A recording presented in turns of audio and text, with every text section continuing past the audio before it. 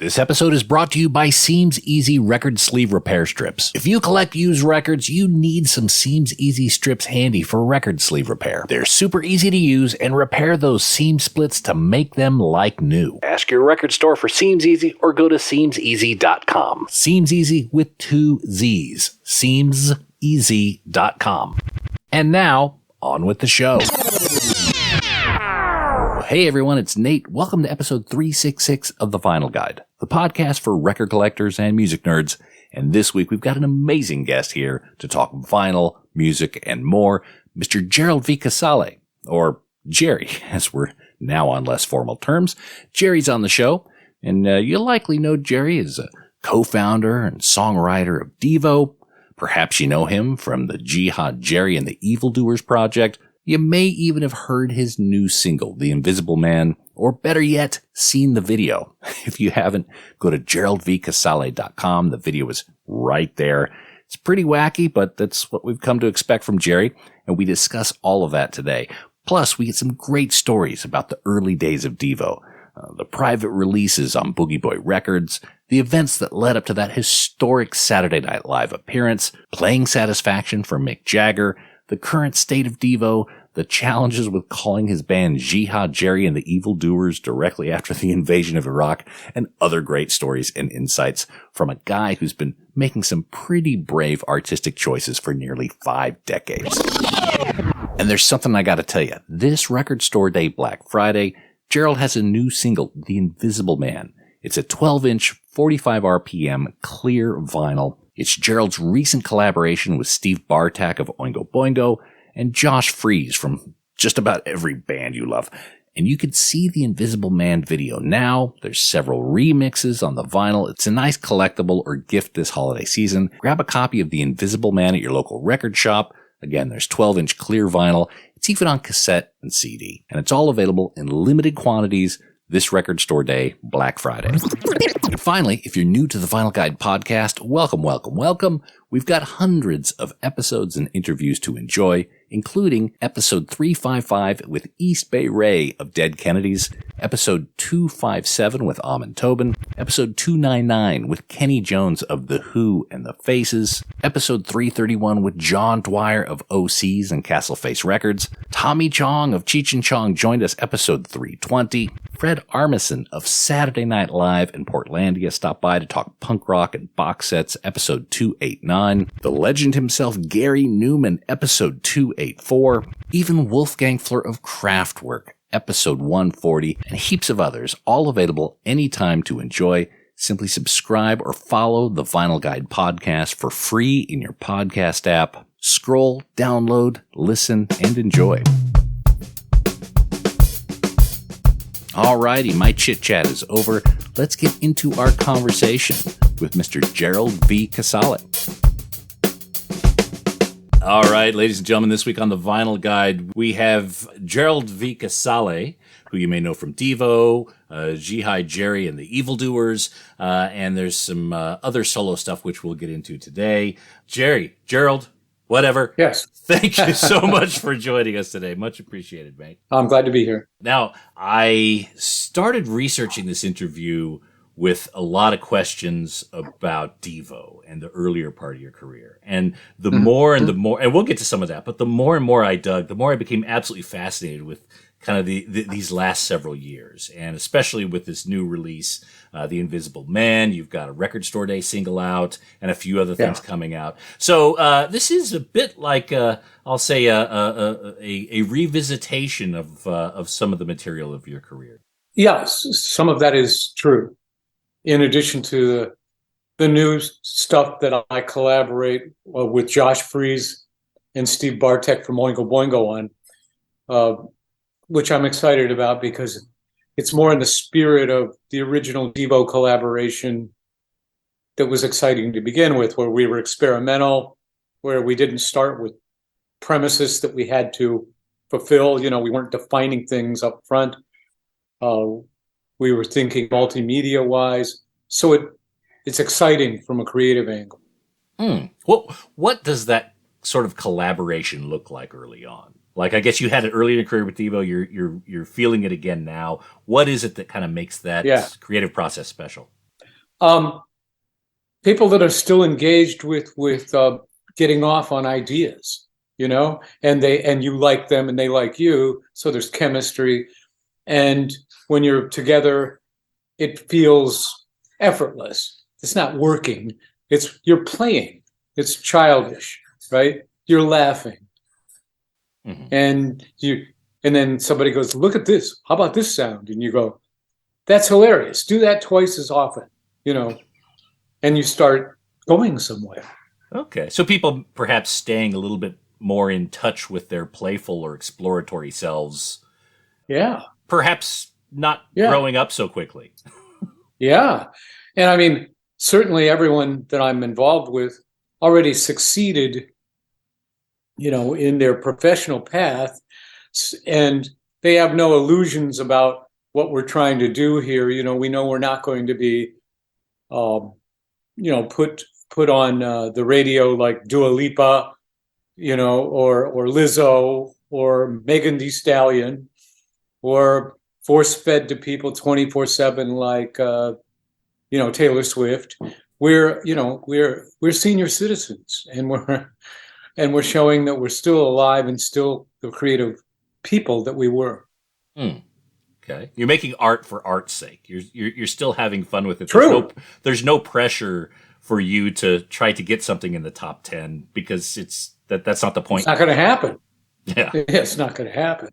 I mean, the gatekeepers aren't going to let that happen. They wouldn't even give you the time of day, no matter how good the song was. They wouldn't listen to it. So, and I understand all that up front. I know the culture we live in, and I know the times we live in, and I know they're more devolved than even we could have anticipated. That's right. I heard this phrase, everything that Dead Kennedy said is true, and I'm starting to realize that about DEVO as well. Absolutely. So, look, I want to talk more about this. Yeah. There's a moment in my life that, as a music lover, sticks with me. And I've heard the story of people, a generation older than me that were inspired when they saw the Beatles on Ed Sullivan. That was the big, kablooey moment that changed everything for them. I have a similar one, but to me, it was when DEVO was on Saturday Night Live.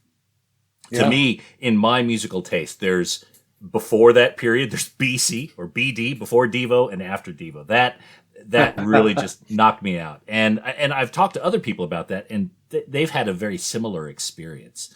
I suppose you've heard stories like that and realized the levity of that moment in your career. Yeah, that's oft repeated. When we would meet people and do news conferences and do question and answer sessions with the backstage, where the fans come back. Oftentimes, somebody will say, and it's understandable, because now when I watch it, when I see an old clip of us from that night, I think it was October 18th, 1978. It's outrageous. It's it doesn't seem plausible what you're looking at. And of course, we were so pumped up and so nervous that we played faster and tighter than ever. And it doesn't look real. People said, "Oh, you manipulated the video that night, didn't you?" And it's like, no, Lorne Michaels would never do that. It had to be real. And it was all live. I mean, the voiceover announcer, whoever that was it Don Pardo? Don Pardo, I think. Can't remember. Yeah. Yeah. And, you're all set up. You rehearse all week with the cast. You get your slot and you run through the show as if it's live, like starting on Thursday. And so by the time you're there for real Saturday night, you've been integrated. You've been inculcated.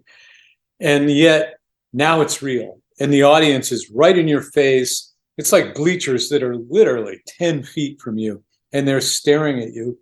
The lights go off, and Lorne Michaels comes over with an assistant with a flashlight pointing it at his face from below him, like Ghoulardi, like a Halloween. And he goes, "All right, you guys, now don't make a sound, don't move. when you hear Don Pardo's voice announce you and he says the name DEVO, you start playing your asses off. I don't care if the lights don't come on. I don't care if your amplifier doesn't work. I don't give a hell what's going on. You're live and you're in front of 15 million people and don't blow it. And then the light goes off on his face and you're standing there, and about 20 seconds later, you hear him, "Now, ladies and gentlemen, welcome, recording artist DEVO." And you're just, if you could shit your pants, you would. And people didn't believe what they were seeing or hearing. They didn't. The audience at home said, "What the hell is this?" Yeah. Look, speaking for myself, I was probably 9 at the time or something like that. And seeing that, I mean, it was like, there were kids in my class that were into Kiss for obvious reasons, because they were such like comic book. But I mean, to me, when I saw DEVO, I was like, fuck, are these guys like robots? This is before I saw Kraftwerk or anyone like that. So the first time I had an opportunity to see, look how they're moving back and forth and all the shit that's on their guitar. That is wild. To me, that was, I wanted DEVO action figures at that point. Did the show actually, did Lauren, did all those people, did they actually kind of get DEVO at the time? Was it weird? Was it welcoming? Certainly Lauren didn't get it. The only reason we were on that show is that this is something that was a goal of DEVO since 1975, is to be on Saturday Night Live from the first time we saw the show. And of course, we were getting nowhere reaching that goal. But when we, through Neil Young, we agreed to have Elliot Roberts, who was his manager, be our manager. And when Elliot said, "What do you want, DEVO? What would make you feel great about me being your manager?" And I go, "Get us on Saturday Night Live, ha ha." And he goes, "Big deal. Lauren's a friend of mine. I'll get you on Saturday Night Live." And of course, what he did is he promised Lauren Neil Young, because Lauren had been after Neil for 3 years, ever since the show started. So he promised him if he took this band, DEVO, that he now represented, he'd give him Neil. So Lauren bit. Lauren didn't give a shit. Lauren just thought, DEVO, what the fuck is this? But the cast, John Belushi decided we were cool, and Lorraine Newman decided we were cool. So that was a plus. And then, of course, after we played, we had to stop the planned tour that we were starting right after that show, right? None of they were little venues, right? Clubs, 200 seaters, biggest was like 400 seats. We had to stop it and recalibrate the whole tour, all new venues, and start over, because it just went from nobody knowing who in the hell DEVO was to that night on Saturday Night Live. And we started playing, the Santa Monica Civics of the world, 2,000, 3,000, the Fox in Atlanta. I mean, and it just mushroomed. What was it? Was it hard being DEVO beforehand in the early days? I mean, coming out of Ohio, trying to get gigs and playing, I think, Max's Kansas City. Like, how difficult was it being DEVO back then? Well, it was a farce. I mean, I was, I believed and lived and breathed the gestalt of DEVO and the pose and the philosophy. And I kind of masochistically got a lot of pleasure being treated like a nutball and a loser, because I didn't think so. I thought, we're going to prevail. We're going to prevail. Fuck these people. If you don't like us, fuck you. The whole thing. Mm-hmm. Strident. And so it was a farce trying to get gigs. Nobody even believed we were real. They felt sorry for us. Or they threw beer cans at us and beer bottles at us, and that all happened. Like, you show up at these places and, everyone's kind of having a beer, almost a honky tonk, like a scene out of the Blues Brothers. And here you guys come with your yellow jumpsuits. Very striking contrast. And that's actually what happened.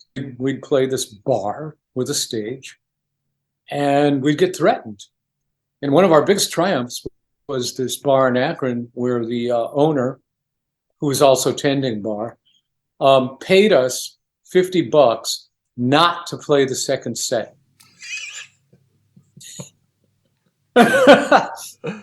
Wow.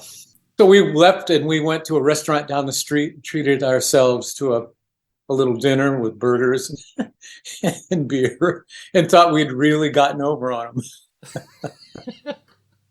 Getting paid not to play. If you could keep that up, you got it made. Yeah. Yeah. So having those themes, like the suits, like, I'm picturing in my mind, each Devo album has like a different theme.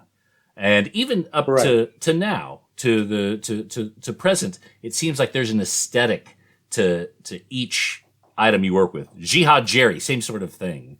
I get the feeling there's some visual elements in The Invisible Man that are married together, and I'm not sure how. That was really quite important from day one, wasn't it? Well, to me, obviously they are. Yeah. I mean, from the beginning, Devo was a meta response to the world. It was a construct where the whole was bigger than the sum of the parts, where you're taking one kind of thing and another kind of thing, creating an environment for it, an alternate world, an armor, more or less, both philosophical and visual. Because Mark and I were visual artists. That's how we met. I was a student, and I was majoring in studio art. And I met him because he was coming and cherry picking some art classes at Kent State University, and I ran into him, and we shared an aesthetic. And so you build this whole world, and so your presentation visually is important to us, at least, as the music. In fact, it was hand in hand. It's like when you see Devo and hear Devo, doesn't it seem to you that that's what you'd have to see if that's what you were hearing? Oh, yeah. Look, there has to be there's a marriage, and there's like this theme. It seems to me there's different periods that lend themselves to different visual themes. And once, like you say, you get it locked in your head, of course, there's no other alternative at that point. But that was a very extraordinarily new concept in the 70s, wasn't it? I mean, now we get what's called branding. We get kind of the stylists and that sort of thing, but that really didn't exist very prominently back then. And those labels and terms, that terminology didn't exist. Nobody talked about branding, at least not in the world of music and art. And no one talked about performance art, and what was Devo doing? That was performance art. We were using music, but then how we would present ourselves on stage and how we would, engage the audience almost in a polarizing and political manner was intentional. It was premeditated, talked about, thought out, and then we'd try it. And then we'd find out how to change that given the realities empirically of what happened to us. And we got better at it. Got better at it. That's true, because I guess when you see Devo, especially in the early days, if you're not familiar with them, you kind of have to pick a side. This is cool, or what the fuck? Or it could be actually that actually could lend itself to both. But yeah, you had to pick a side of whether you were interested or absolutely not. And we were asking them to pick a side. We were. Mm-hmm.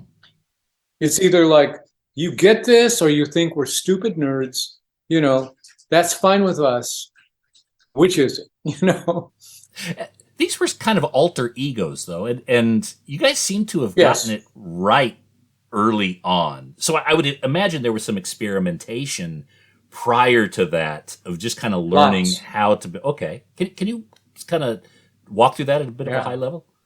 Yeah, it's lots that the world didn't see because we weren't in a big city like New York where you play some little club and you're still forming and experimenting. And then once you play that little club, it could be over because everybody in the world, the next day, you've been judged, right? Well, we labored in obscurity. Nobody gave a shit.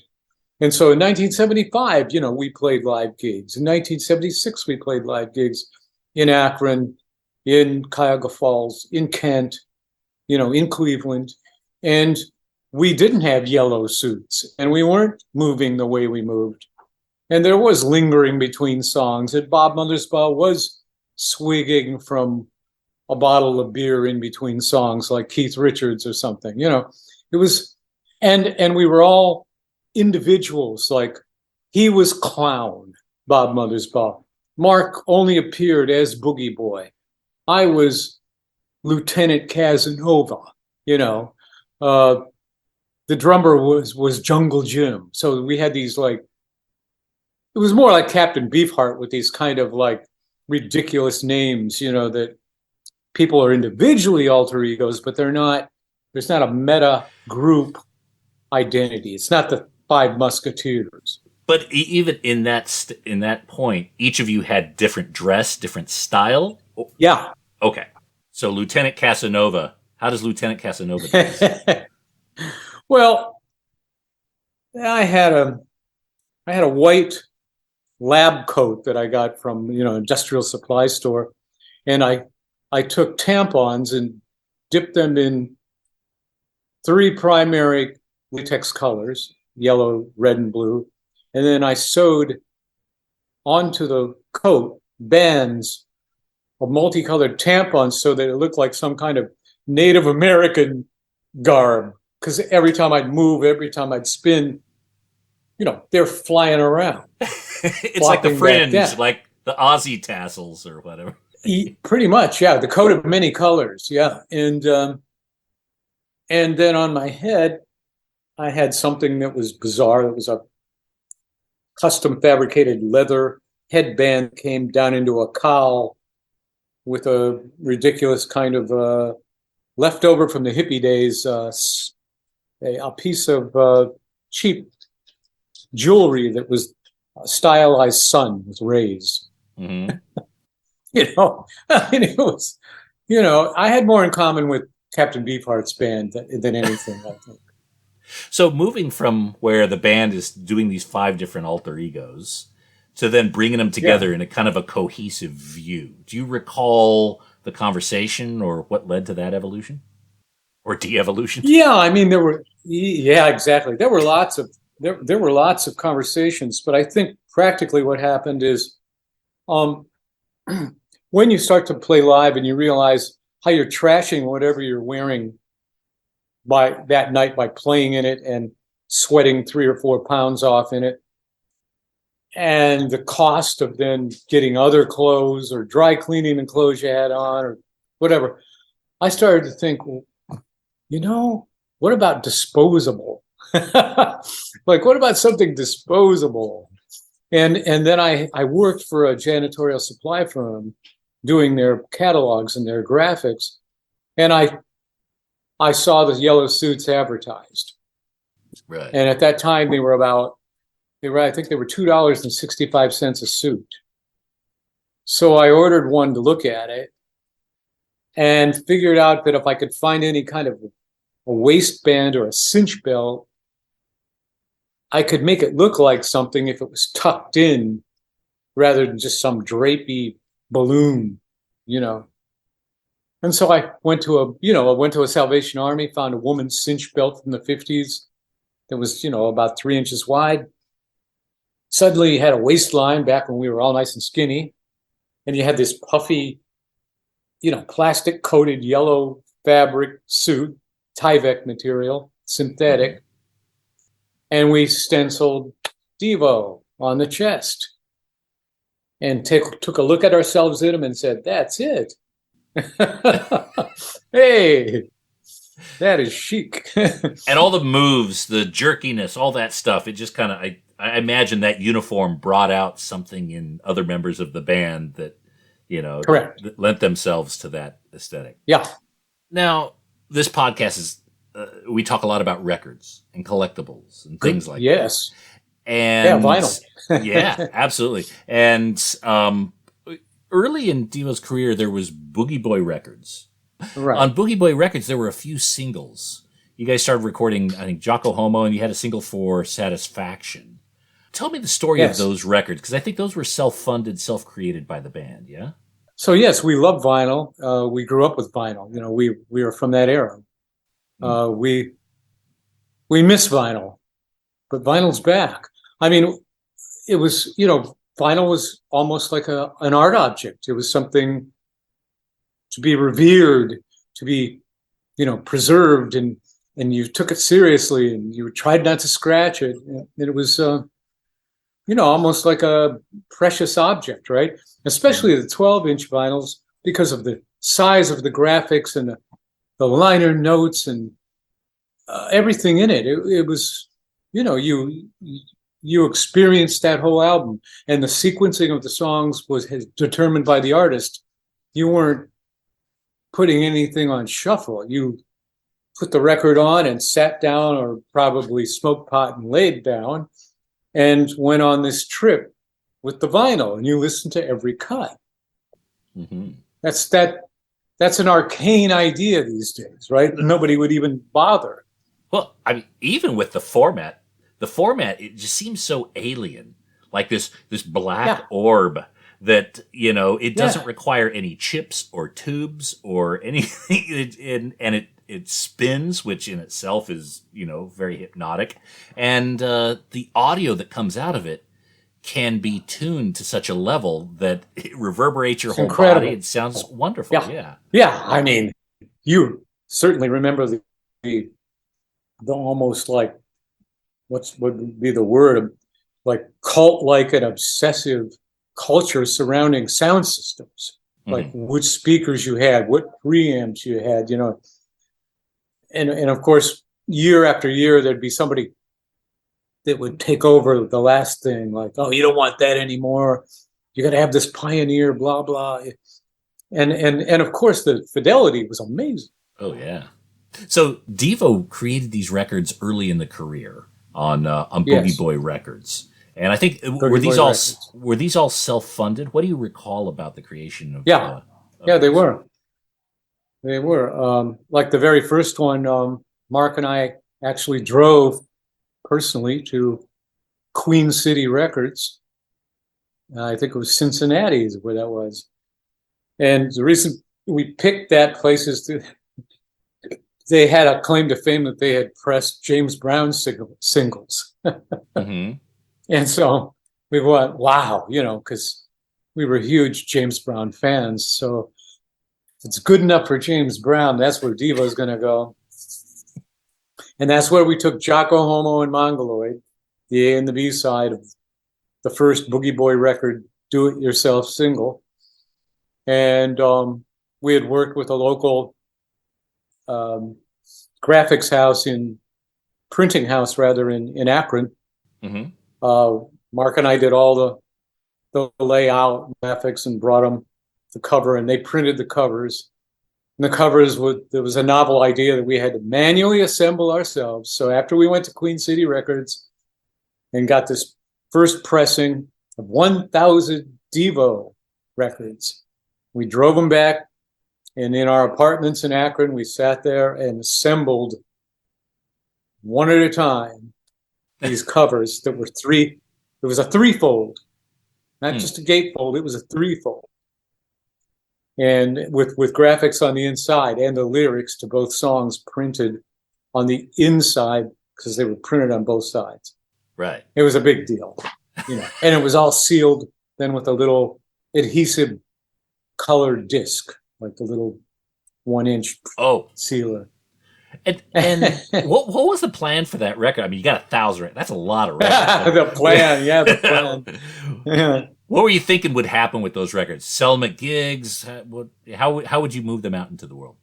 Yeah, there were independent record stores in Akron and Cleveland, and the most famous one was in Cleveland. Now I can't remember the guy's name. He was so famous. Everybody went there. There was like everybody that ever wanted to put out their own record, you know, stood in line waiting for this guy to say yay or nay. And he decided he'd put it in a bin space for us, you know. And it's the same record store that would sell the Cleveland band that was so famous with Crocus Behemoth as these head vocalist and synth player. They're huge in the area. Anyway, we were all stoked because we got into this store next to them, and it went from there because there's a network. We didn't even really know about the network because of this guy. Then several other stores that we'll take 20, we'll take 15. Oh, okay. And it got to Stiff Records in England, and that's when all hell broke loose. They wanted 500. Wow. Okay. So Stiff Records. So people erroneously thought DEVO was an English band because the biggest exposure we got was out of England, and people assumed because it was coming out of there and Stiff Records that we were English. So you sent the tapes to Stiff, or did you send records to Stiff? No. How did you? Okay. No, we didn't even send them. That's what I'm saying. There's a network going on there, and Stiff Records got wind of the guy in Cleveland selling these singles, and got themselves one and decided this is it. We want this. Right. And, they did really well with us. And then we told them, hey, we got a song called Be Stiff. And they went, what? You got a song called Be Stiff? We got to hear it. And so then they wanted to. They were all in. Exclusively. Oh, yeah. There was a release early in DEVO, Mechanical Man, on Elevator Records. Yes. There's a conjecture whether it's a bootleg or whether the band had anything to do with it. No, it is a bootleg, for real. It is a bootleg. Okay. All right. Do you know much of the history behind it? Who was the bootlegger or how it came to be? We tried to track it down. We think the guy was an Englishman. Oh, that narrows it down. I know. Those bloody Englishmen. I also heard a rumor that on the Are We Not Men album, obviously Bowie was supposed to produce it. Brian Eno ended up producing it, but I heard Robert Fripp was interested in getting involved. Is that true? We'll be back after these messages.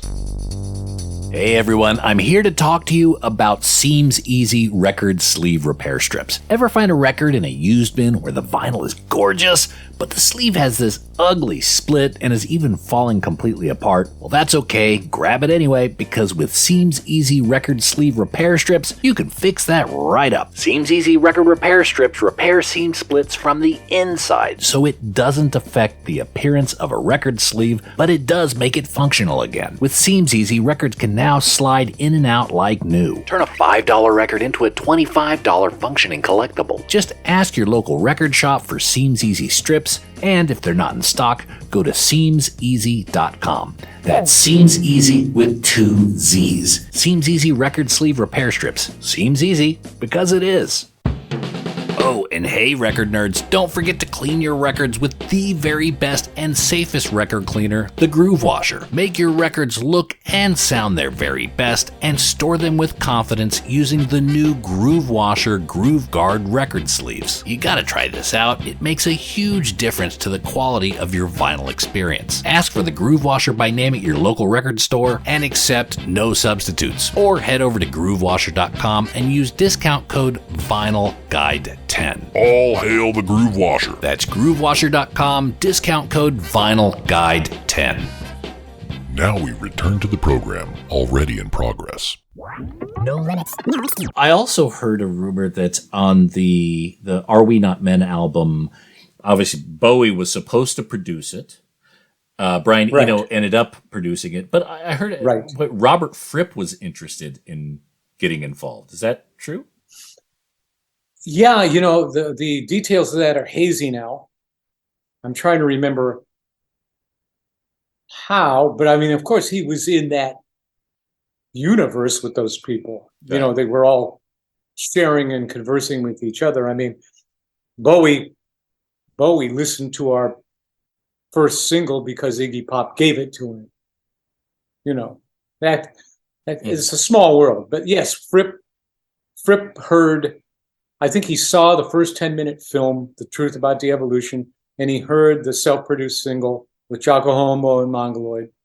And yes, he wanted to have something to do with it, but it just wasn't working out, in Right. terms of how that would logistically happen. Okay.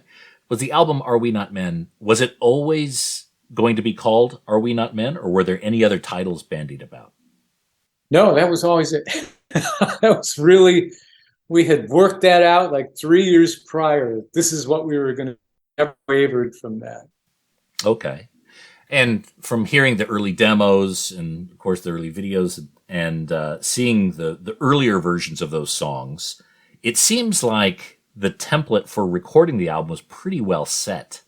When the band stepped away from that recording session, were they happy with the record? Did they feel it represented them? Did they feel manipulated at all from the production? No, we did feel like that something independent got going because of Connet Plank's mixing techniques and some of the outboard equipment he was using and the nature of the board in the room.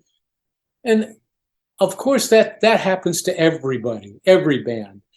And especially in the beginning, when you're not as conversant with those strange kind of mutations that take place, you can't roll with the punches. So we didn't even know exactly what we had until it was too late to do anything about it. It's like, okay, that's what happened. This is how it sounds once it's mastered on vinyl, and Mm-hmm. And it was just one version of DEVO, one version. I always liked us better live, personally. I like what we sound like live. Oh, well, I mean, just people can dial up a myriad of different live shows of DEVO, especially ones back in the day. If you could find even Saturday Night Live, that is, that's a good one. It's a couple BPM faster, and it gets everyone going. And yeah. I would agree. Now, creating Satisfaction, such a, pulling any element out of the original Rolling Stones song and just completely reconstructing it, I absolutely adore. What was the conversation around the idea to approach the cover that way? That's one where, rather than all the kind of premeditated, pretentious concept intellectualization that went on with DEVO, we're together. We're working on songs we've already developed pretty far along, but always, again, there was this experimentation and spontaneity. And my brother, Bob Casale, who was Bob number 2 in the band, started playing on the guitar. And he just kept doing it, and strange fingering on 3 strings, playing 2 at once sometimes to get that, but it's not a full chord. And, we're kind of just mildly amused. And then Alan Myers, who was just an incredible drummer, started putting down that beat where the snare was on the 1 rather than typical rock, like kick 1, 2, 3, 4. Right. Snare is on the 1, then he's hitting a cowbell. And of course, now you just got pure wacky art music. And I'm going, oh my God, that sounds like backwards reggae. Ha, ha, ha. And I pick up my bass and I go, keep doing it, keep doing it. And I think I'm going to come up with what a reggae bass player would play to what he was hearing if, like, you thought about reggae backwards. So that's when I started going, do-do-do-do-do, do-do-do-do-do, do-do-do-do-do. That's all I was doing. There was no other change. Those 3 things were going on, and Mark grabs the microphone and starts singing Paint It Black over the top. Just start. And it's kind of weird. It's not really gelling. And my brother stops, and this has been going on 20 minutes now. And my brother stops and he goes, no, Mark, sing Satisfaction, sing Satisfaction. Mark starts singing Satisfaction, and everybody's smiling and laughing and like, oh, that's hilarious. And then we stop and put the change in. So, and I try and I try and I try. So now we put a change in the song. Now for the next 3 hours, you can imagine what DEVO did over and over and over until it's sounding great. And Mark starts going ding, ding, ding, ding, ding, ding, ding, ding, over the top, ding, ding, ding, ding, almost just like a metronome. Mm-hmm. And Bob Mothersbaugh started playing a fifth of that on his guitar. That became the last two parts that come into the song, and they are the last two parts in our particular recording that are added arrangement-wise. They come in as the song devolves, maybe, and there it was. You're right. It was a perfect, and again, another word that was not used at the time. DEVO had just deconstructed probably one of the greatest rock and roll songs ever written, and a huge hit. So we were not making fun of the Rolling Stones, as Rolling Stone magazine liked to report, because Jan Wenner hated us. We loved Satisfaction. We loved a lot of the Rolling Stones songs. Like any kid that grew up in that period, they were the shit. Right. The Rolling Stones. Songs like Sympathy for the Devil and Street Fighting Man. I mean, come on. Mm-hmm. Not to mention, Jumpin' Jack Flash and 19th Nervous Breakdown and, on and on. So we just practiced it until we got really good. And of course, we couldn't wait for an opportunity to finally record this. We knew we had to put out a single. And that's the way it went. And it came from a jam. It came from a spontaneous jam. Wow. Because that's, with maybe All Along the Watchtower or Johnny Cash's Hurt. That's one of my... Oh, that's amazing. Yeah. I mean, an artist who's taken a piece of work that stands on its own right, clearly, and then taken it completely somewhere different. And deeper. Yeah. Did you ever hear any feedback from any of the Rolling Stones about your song, especially in the early days? Yeah. What was their reaction? Well, we had to. Okay. Again, you got to think about this. This is 1978. People took intellectual property and authorship seriously. There was not even any sampling going on then. Yeah. So our record company said, you can't put this song on the record. You're going to have to get permission, because what you've done here is considered parody, and parody will get us sued. So we had to meet Mick Jagger. Mark and I had to meet Mick Jagger in New York City with his guy, Peter Rudge, at the time, near the Warwick Hotel in some sumptuous office of Rudge's, fireplace going, leather club chairs, old school walnut desk. Yeah, walnut desk. A wine cabinet behind him that he produced a bottle of claret and gave it to Mick. And we had to play it for Mick. And if Mick was offended or didn't like it, it was over.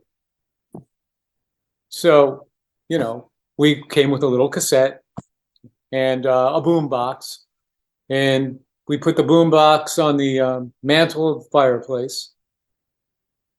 Jagger sat in one of the big oversized club chairs, looking very sleepy at 2 p.m. He had come from upstairs from some room somewhere, socks only, no shoes, a velour turtleneck, pinwheel corduroy bell bottoms. And first thing he did is ask for a glass of wine, gets the claret, starts swirling it around, and says, "All right, let's hear it then." And Mark puts it in the cassette player, and we sit down. And about the first 30 seconds goes by, and he's just looking at the floor and swirling his wine. And we think, oh, God, this is bad. Doesn't like it. And he then puts the wine on the hardwood floor. And there's an Afghan rug in front of the fireplace. He stands up and pushes it away in his stocking feet, starts dancing around on the hardwood floor and sliding, doing Mick Jagger moves, right, to the song. And he goes, I like it. And we're all like Bill and Ted's Great Adventure, like, oh, we're not worthy. And, we all leave, all smiles and handshakes, and we fly back to LA. It's, we get there on a Saturday, back to LA, and we meet with Elliot Roberts, our new manager, on Monday morning, and we're all elated to tell him the news. And he goes, look, I know what you're going to tell me. I already talked to Peter. He goes, that's great. I knew Mick would like it because I told Peter to have Mick tell you he'd like it because you guys are going to make them a lot of money because they keep all the publishing on this song. So we got the grown-up lesson. That's true. You probably did buy Mick a boat over the last few decades. Yeah. Well, it worked out well for both True. of you. Now you've got this. Yeah. You've got this new single, "The Invisible Man," and I've been on the website. And I want to direct people over to geraldvcasale.com. There's a remix of "The Invisible Man." This video. Video. It again. I don't know why I expected anything different. Again, it's just got the same quirkiness and everything, and the same kind of delightful surprises that I tend to get from your previous material. This video, tell me about the creation of this, because the visuals, the imagery around it, it just seems so surreal. Is this something you directed? Yeah. Well, for once, I didn't direct in the way that I've directed like 70 or 80 music videos and all of DEVO's videos. Since I was in it, I worked with Davey Force, who's a friend of mine who I really respect and love his talent because he is a CGI animator. Mm-hmm. And, I'm DEVO, and me in particular, we're always fascinated with video and the latest innovations and technology. And he's been using AI programs. And I said, I want to do something where it's this marriage of live action and Marvel comic books where you're in this, quote, surreal world that's not really live action anymore. And it's not really a temporal space. It's an immortal Marvel comic space, And he started experimenting and applying looks to live action. And the only way it would work is if we shot every element on green screen first, live action, separately, then composited all the action into the environments with edits, then applied the AI program. And we worked together on it, and he came up with that, and he came up then with like, is this the look you're looking at? And I go, that's it. That's what I want. And because he didn't do that originally on The Invisible Man. He did it a year or so ago on my first attempt at this, which was I'm going to pay you back. So this was the follow-up to I'm going to pay you back. And I wanted to make a continuity where we introduced that world and these characters and I'm going to pay you back. And I wanted to keep it going. So in this one, you see the end of I'm going to pay you back to recap. And it's supposedly a nightmare. What I saw was the nightmare. And supposedly I've woken up from the nightmare and I go outside for a walk. And that becomes the Invisible Man.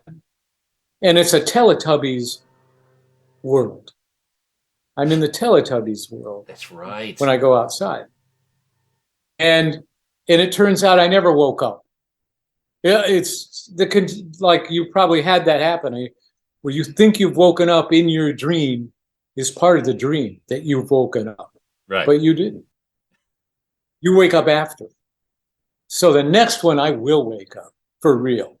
Okay. So you're working on the next part of the trilogy or whatever it is, quadrilogy. Yeah. Oh yeah. Yeah. And like you said, you can only expect from me the same kind of aesthetic that is in me that I can't get rid of, right? And that you saw evidence of in the DEVO videos and in many other videos I directed for other artists. Like, I don't know, I used DEVO-esque tropes and techniques in Soundgarden and Silverchair and, the Foo Fighters. And so of course I'm still excited about that stuff. And I always guarantee people that whether they love it or hate it, they will not be bored. And you confirmed that. You weren't bored by The Invisible Man. No, not at all. I tend not to enjoy art where I can predict the next step. Or, so this clearly had me, second guessing everything, which is fantastic. Now, good. What do you think that is? I guess the French have the word the je ne sais quoi. Your view of video and aesthetics and that sort of thing. Have you thought about, or you understand what that is, what that value is? Well, obviously, I think I do, but maybe it's clearly really something else that a critic or somebody more conceptual than myself could say, "Oh, Jerry, you think you were doing this, but really you were doing this," and I would believe him. But I can only know what I know, and as any of us can only know what we know. Now it's sounding like Rumsfeld. There's certain things you can know and other things you can't know. And if you know that you can't know them, you're better off. Oh, to me, and again, just the way I interpret it, looking at things throughout your careers, there's this quirkiness that you like to lean into, which I'm oversimplifying, but it's this world where normally people want to be cool. People want to scrub themselves of anything foreign or strange or weird that'll make them stick out of a crowd. And right. Yeah, exactly. They try hard to be cool. Yeah. And by doing that, it's an assimilation. They join the ranks of everyone else. Whereas through DEVO all the way through The Invisible Man, it's always been like, we're proud of our quirkiness, our uniqueness. And that's right. That's a very very prideful, kind of brave position. I think it is brave. I think it is brave. Like the Chinese have a saying, the nail that sticks out gets pounded, and because they are a conformist, obsessed society. But DEVO said, "Okay, pound away, asshole." That was DEVO. It's like, that's right. We'll leave being cool to everyone else. Go ahead, pound away, fucker. So what is the current state of DEVO? Or is there a DEVO these days? I guess DEVO exists on paper. DEVO's on ice. I mean, DEVO needs the participation and collaboration of the members to be DEVO. And Marx seems to be only interested in scoring, his composing. And so, DEVO hasn't produced anything since 2010, when we released Something for Everybody. Yeah. But live sets, like we had Josh on the show not too long ago. He was pumped up about playing with DEVO, and so it still exists as a live entity, occasional live entity. Yeah, we've made these rare appearances and proved that we could still do what we did. There was a documentary, Are We Not Men? What's the status of that? Will we be seeing that at any point? Yeah, I'm almost like have to zip my lips about that, because it's a source of much frustration and anxiety. Let's just say I think something will happen, but I can't attest to the veracity of that something that will happen. Fair enough. We won't hold our breath, but hopefully by the time, hopefully we'll be able to see it at some point.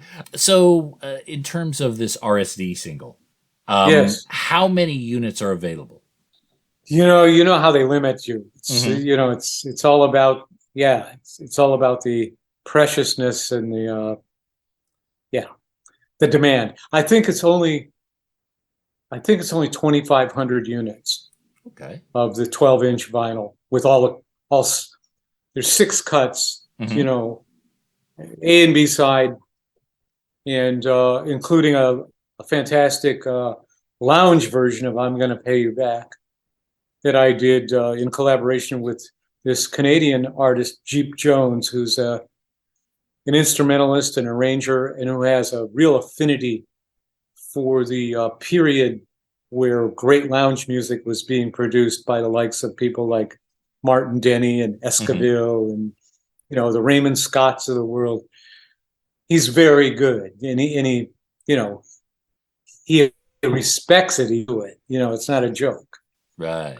And so I'm hoping people like my lounge quote version of "I'm Gonna Pay You Back" that they can only get on this vinyl, nowhere else. Right.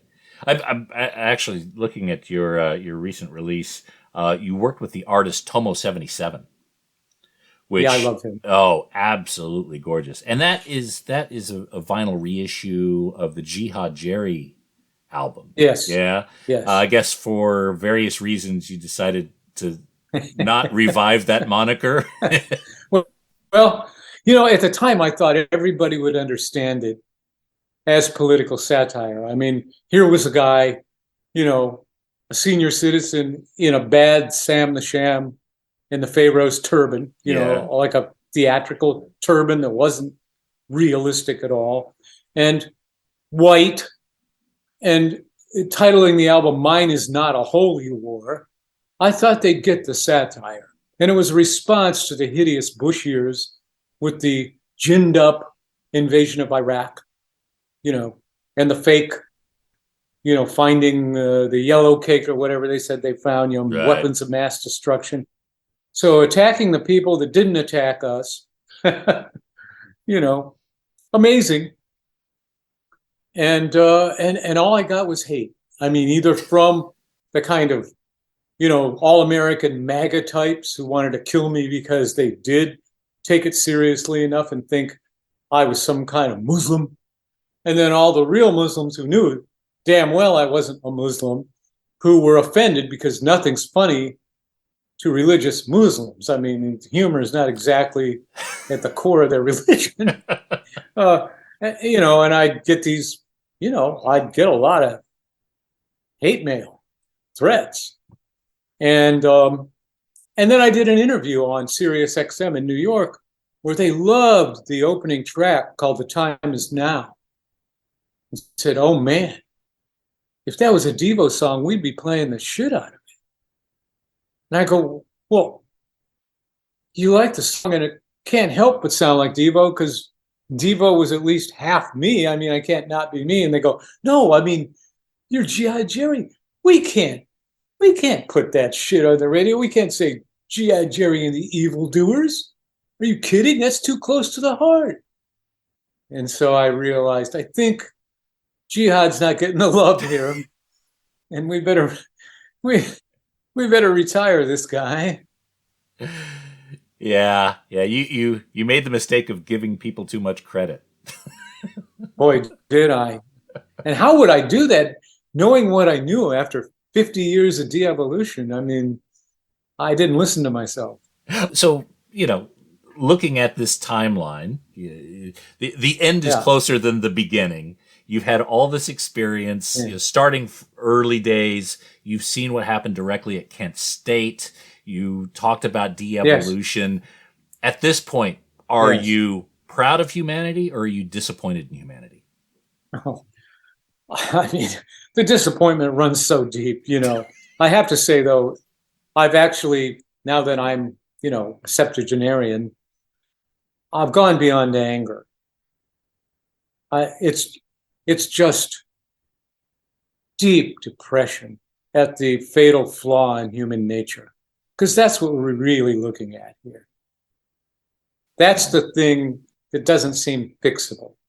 And that's the thing that allows everything else that you're seeing, all the hate, all the bigotry, you know, all the racism, all the homophobia, all the greed, everything comes from the design of this species. So despite all the good we do and all the wonderful things we're capable of creating, in the end, it seems like the self-destructive kernel inside the human organism wins out. And you're left, at best, going back to square one, starting over again. But time's running out on humans for doing that, because they can only shit in their own backyard so many times before their backyard ain't there, right? Right. And that's what the climatologists are trying to tell people is, listen, you can't keep your head in the sand any longer. It's too late. You can't keep doing this. And of course, you know what's going to happen. We're going to keep doing it. Mm-hmm. Yeah, it's I'm of a bit of the same opinion. What makes humans great is what makes us horrible. Yes. And yes. To me, I think sometimes the only comforting thought is that out there's an asteroid that's headed toward Earth, and eventually we'll all be equal again. That's right. That's right. I agree with you. That's it. I mean, you nailed it. There's nothing more to talk about on that level, because like the duality is what does us in. And even my song, The Invisible Man, you know who the Invisible Man really finally is? It's ourselves. It's like it's ourselves. It's like in The Prisoner, the 60s TV show, where he finds out he's number one, right? Mm-hmm. That's when I say the Invisible Man, he's always there, he's always around, in your face and always around. Yeah. No kidding. Yeah. And you got to deal with it. That's your most formidable foe. That's it. All right. Well, Jerry, thank you so much for coming on the Vinyl Guide. Thank you so much for talking and sharing those stories, being so open and honest, and recalling all the nerdy details that we've asked you about. It's been an absolute pleasure. I'd love to have you back to talk about other releases, any future releases you have as well. But I do want to remind folks, on Record Store Day, grab a copy of The Invisible Man. There's a 12-inch clear invisible vinyl. It's a 45 RPM, so audio-wise, it'll sound gorgeous. There's even a compact disc and a cassette version. If you see any of those, feel free to grab those as well. Also, make sure you go to geraldvcasale.com. I'll put the link in this episode page. There is a translucent red version of the Jihad Jerry album, retitled Gerald V. Casale. Again, I'll put that link in this episode page, but it's a gorgeous record. And again, not many people got to hear for reasons that Jerry just shared. There's also a 7-inch metallic gold single for I'm Gonna Pay You Back available. Again, that's at geraldvcasale.com. Jerry, thank you so much for coming on the Vinyl Guide, mate. Thanks for your time. All right. Bye-bye.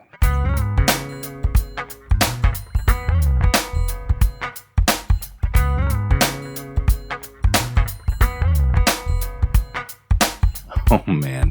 It's such a pleasure having Gerald, or Jerry now, on the show. And don't forget, everyone, Jerry's single, The Invisible Man, available on Record Store Day, Black Friday. Grab a copy. Go see the video at geraldvcasale.com. And let's follow him on social media for word of other interesting projects and events surrounding him and his musical heritage. Alrighty, that is it for this episode of the Vinyl Guide. I hope everyone is well. I hope all our American friends are having a great Turkey Day week.